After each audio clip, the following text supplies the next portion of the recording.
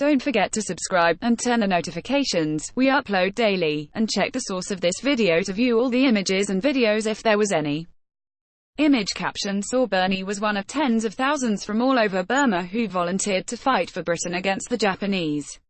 The soldiers who fought for Britain in Burma, now Myanmar, in World War II have often been called the Forgotten Army, but the Burmese who formed part of this army were truly forgotten by the UK in the decades after the war. For the last 11 years, reports filmmaker Alex Beskerby, a group of British volunteers has been struggling to find survivors and to help them in the final years of their lives. The year is 1944, and darkness is falling over the thick jungle of Burma's eastern hills. Under the dripping canopy, a young Karen man holds his breath as he carefully conceals a landmine in the undergrowth beside a jungle track. He scrambles up the steep hillside, uncoiling wire as he goes. At the top of the hill, he removes the fuse from a hand grenade and connects it to the wire. He settles into position and waits. It doesn't take long. A cohort of Japanese soldiers, who have been occupying Burma since 1942, approaches the young man's position. With the enemy just yards away, he closes his eyes and activates the fuse. "Oh, it was horrible," he gasps. "So many died. The stones flew up high into the sky and then fell back down." Burma, now 94, recounts the story sitting in a wheelchair in his tumble-down little home in Yangon, Myanmar's largest city, but he has me hanging on his every word, and feeling as though I'm by his side in the jungle. Image copyright Getty Images. Image caption: Japanese troops advance on Mandalay in May 1942. Born in the Karen Hills, near the Thai border, the young man's knowledge of the terrain now became vital. "I knew the way, so I had to lead 50 people. I showed them how to withdraw through the thick jungle," he remembers. In doing so he probably saved their lives. That same evening, a Japanese army battalion launched a massive counterattack, killing many combatants and civilians alike. This was the terrible price of resistance. Burma was just one of tens of thousands from all over Burma who volunteered to fight for Britain against the Japanese, in what historian Philip Davies calls the most successful guerrilla campaign of the Second World War, the greatest defeat the Japanese army had ever suffered in its entire history. Now, more than 70 years on, most of these volunteers have died. Burma himself is almost deaf and largely bedbound, even though mentally he is razor sharp. He fondly remembers the names of his British commanders. "We kept our loyalty," he says. "But Britain did very little to repay this loyalty." Sally McLean grew up steeped in stories of Burma. Her grandfather had been headmaster of a government school there while it remained a British colony, and she found herself drawn to the region. Not initially to Burma itself, which for years was in lockdown under a repressive military junta, but to camps in Thailand where refugees from Burma's decades-long civil wars fled for safety.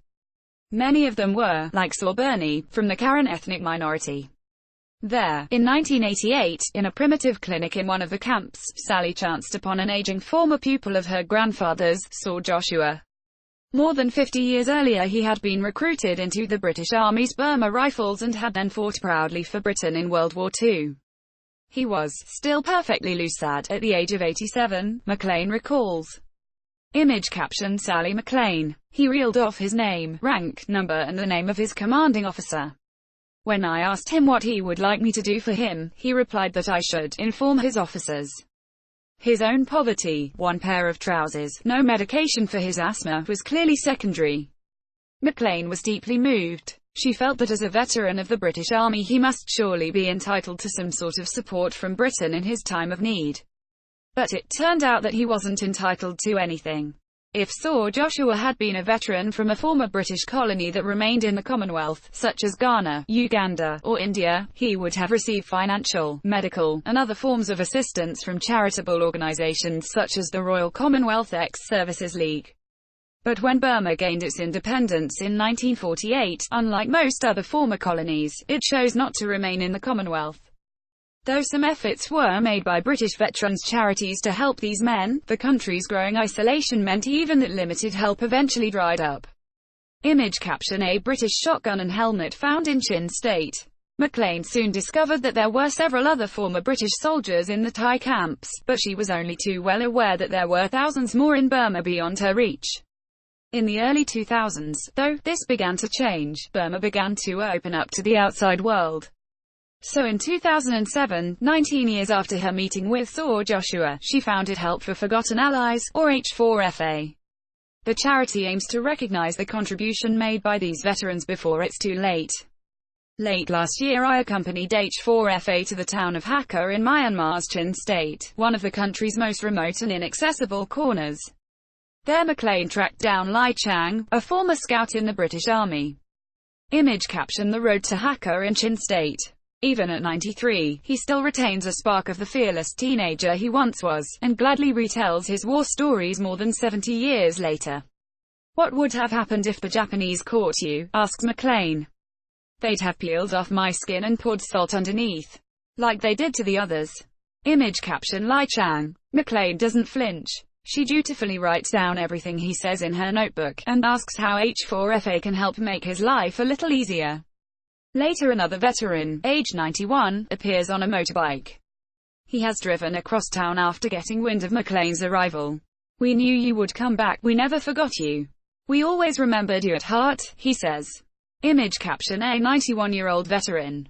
Accompanying McLean is a fellow trustee of the charity, Peter Mitchell, himself a British Army veteran. He receives salute after salute from old soldiers, men who could have fought alongside his father, who served in this area bordering India in World War II. Image caption: Sally McLean, left, and Peter Mitchell, second right, talking to a veteran. Shared history overcomes the many language barriers. Through an interpreter, Mitchell and a veteran compare memories of British Army parachute training. They recall the same shaking knees, the same roaring engines, then, red, green, go, they both shout in English. The small annual grants of roughly £120 and support for urgent medical care H4FA provides can be life-changing for the old soldiers and their widows. Almost all are now in the 90s, and living in poverty in a country with no welfare system and few, if any, public health services. But it's not just about the money, it's the personal touch that's important, says Mitchell. We're doing everything we can to give them the feeling that they are being acknowledged for what they did, and that they're being remembered. While Sally McLean and Peter Mitchell journey through Chin State, Duncan Gilmore, another of the H4FA team, is on his annual visit to meet veterans in Kaya State, in eastern Myanmar. As he picks his way along a faint footpath in head-high grass, not far from where Sir Bernie fought his deadly guerrilla war against the Japanese, he's following in the footsteps of his grandfather, Lieutenant Colonel Edgar Peacock. Image caption: Duncan Gilmore in Kaya State. Peacock, part of Britain's elite Special Operations Executive (SOE) Force 136, was parachuted behind enemy lines at the impressive age of 52 with orders to mobilise indigenous volunteers such as Sir Bernie. Gilmore's first stop is to the house of Sir Thane, a former driver in the Royal Engineers. Now aged 90 and with barely any English, he can still deliver a powerful rendition of God Save the King, accompanied by a sharp, smart salute.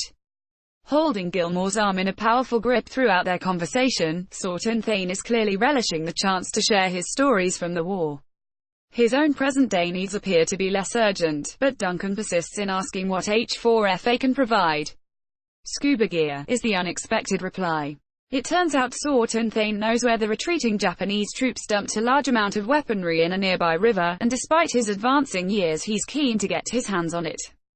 Image caption: Sir Thane and Duncan Gilmore. Even though this is a journey he's made several times, Duncan never fails to be moved by warmth of his meetings with the veterans, and the loyalty to Britain that survived more than 7 decades. They always believed that we were their friends, they always say. We knew you would come back, he says. Old soldiers never die. Whatever the truth of this saying, H4FA has ample evidence that even these old soldiers die eventually. Each year the list of known veterans who fought with British armed forces shrinks. There are currently just over 100 scattered across the country. We haven't got time on our side, says McLean. Helping make the last years of these old soldiers' lives as comfortable as possible goes some way to making up for the years of past neglect. But there are some on this list that H4FA will never reach, either because of Burma's internal conflicts make them no-go zones or because of the lack of usable roads. In Yangon, despite daily hardships, Sir Bernie remains positive. He draws on his Christian faith to retain hope not just for the future of Burma, but for his old allies back in Britain too. Every day I pray for Britain, for all the British people. I even pray for Prime Minister Theresa May, he tells me, before pausing thoughtfully.